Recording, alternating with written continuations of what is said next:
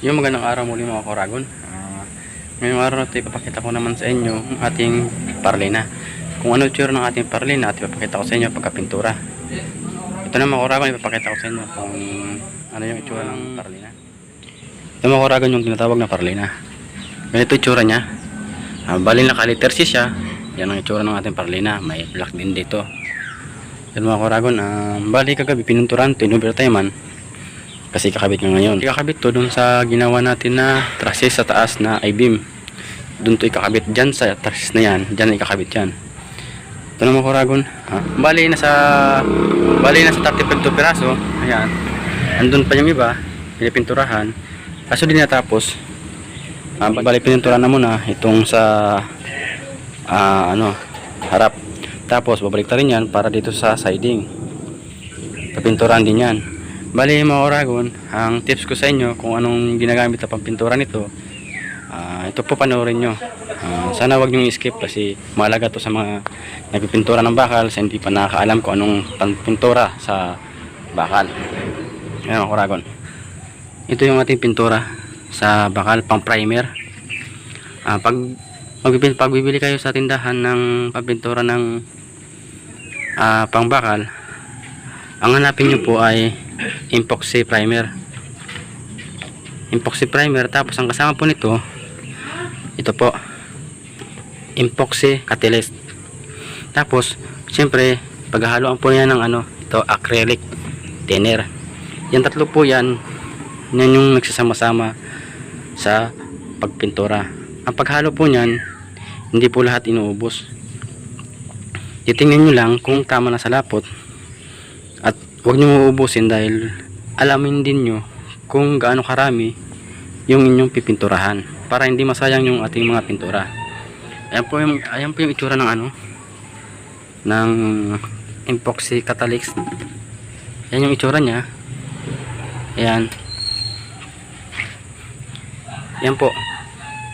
Pag bibili po kayo, yan lang po ang hanapin nyo, epoxy primer, kung epoxy catalyst, tapos itong acrylic thinner. Yan po ang mga ginagamit pang pintura.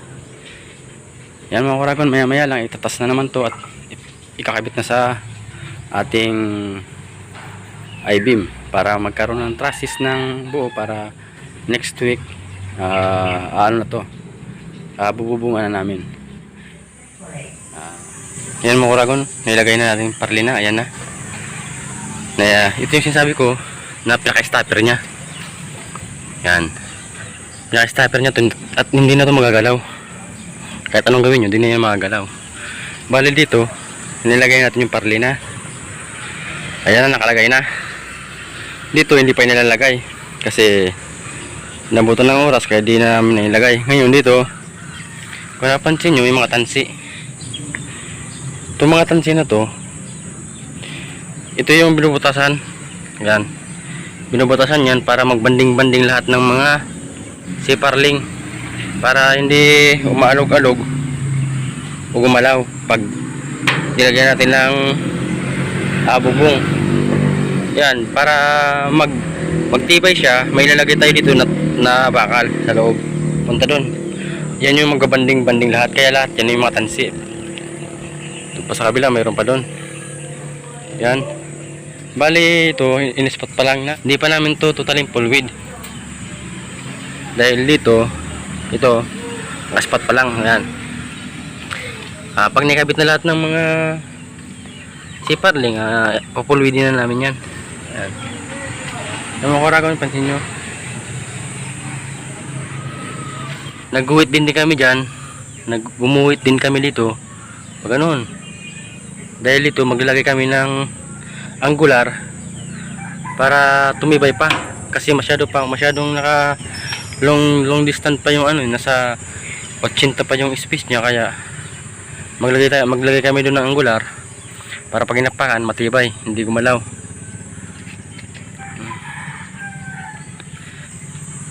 Mamaya doon na kami sa taas, maglalagay na ng siparling ulit para malagyan na lahat. Pag nalagyan na lahat yan, papulwid na lahat ng mga hindi na pulwid, ipapulwid na namin yan.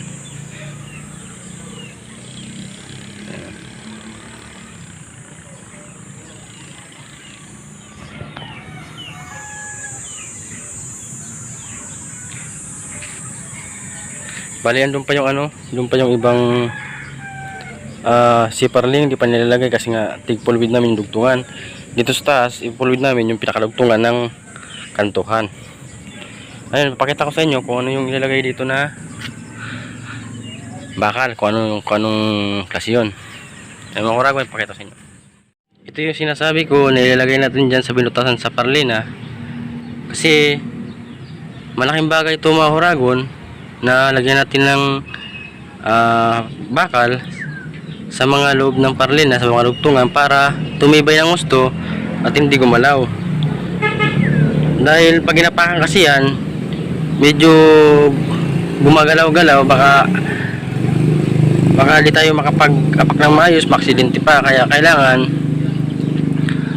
mayroong bakal para lahat ng siparling magdugtong-dugtong para lalong tumibay, para si pag umaapak hindi gumagalaw-galaw. Yan. Yan mga Kuragon, ang pagkakaiba dito sa angular. Napagdala ng mga Kuragon yung ating ginawang ginawang bakal, yung sabi ko sa inyo. Kung kanina nagagalaw natin to, ngayon hindi na. Pwede nyo na yung apakan. Pag sanay naman kayo umapak sa siparling, pwede nyo yung apakan dahil di na yan gagalaw-galaw. Yan mga Kuragon, lahat na yan mayroon na, nalagyan ng lahat. Kaya bubong na lang ang kulang mga Kuragon at magtapos na ang ating taas. Yan mga Kuragon, kung nagustuhan nyo ang aking mga pinapakitang video, sa mga baguhan dyan, please subscribe sa aking YouTube channel at paki-comment na rin para matugunan ko kung ano yung isa-suggestion nyo sa akin. Maraming salamat. Thank you.